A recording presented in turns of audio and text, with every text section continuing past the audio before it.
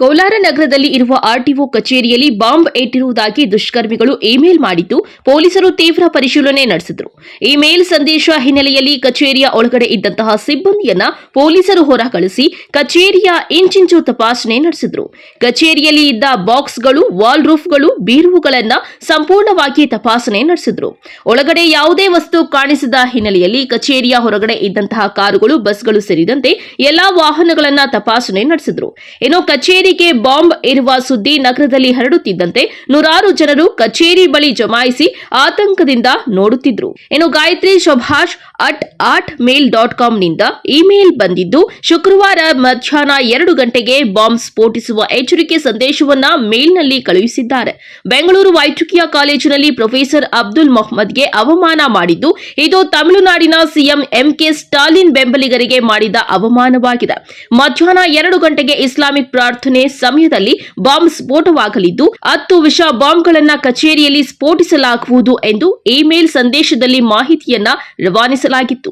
ಅದರಂತೆ 11ಕ್ಕೆ ಮೇಲ್ ಬಂದ ಕೂಡಲೇ ಎಚ್ಚೆತ್ತ ಸಿಬ್ಬಂದಿ ಪೊಲೀಸರಿಗೆ ವಿಷಯ ತಿಳಿಸಿದ್ದಾರೆ. ಅದರಂತೆ ಕಚೇರಿಯನ್ನ ಸಂಪೂರ್ಣವಾಗಿ ಪರಿಶೀಲನೆ ನಡೆಸಲಾಯಿತು.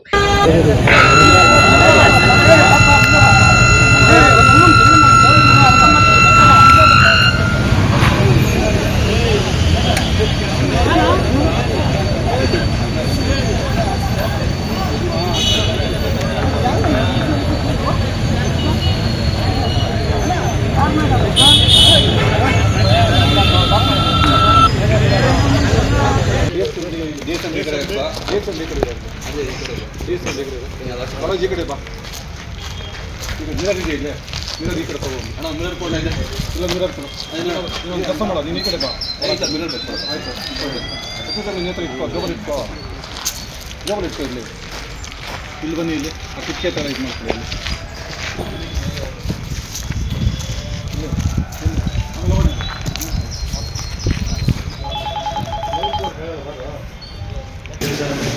ಒಂದು ಕಡೆಯಿಂದ ಬರ್ತೀನಿ.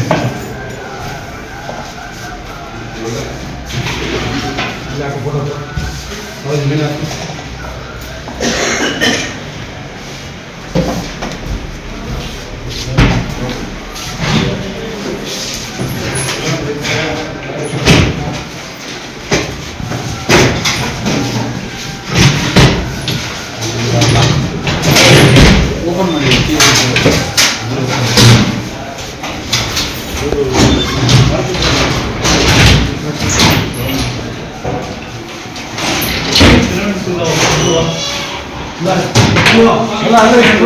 ತಿರ್ಗಾ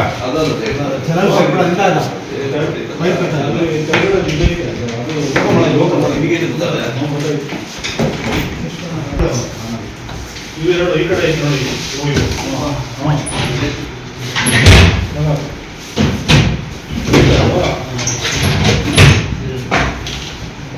ಸದ್ಯ ಕೋಲಾರ ಜಿಲ್ಲೆಗೆ ಇದು 3ನೇ ಬಾಂಬ್ ಬೆದರಿಕೆಯ ಇಮೇಲ್ ಆಗಿದೆ.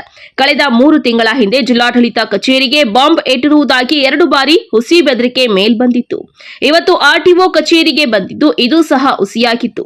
ಆದರೂ ಪಕ್ಕದ ರಾಜ್ಯಗಳಲ್ಲಿ ಚುನಾವಣೆ ಹಾಗೂ ಶ್ರೀರಾಮನವಮಿ ಹಿನ್ನೆಲೆ ಎಲ್ಲವೂ ಪರಿಶೀಲನೆ ನಡೆಸಲಾಯಿತು. NM Suresh, MM TV news, Srinivaspur.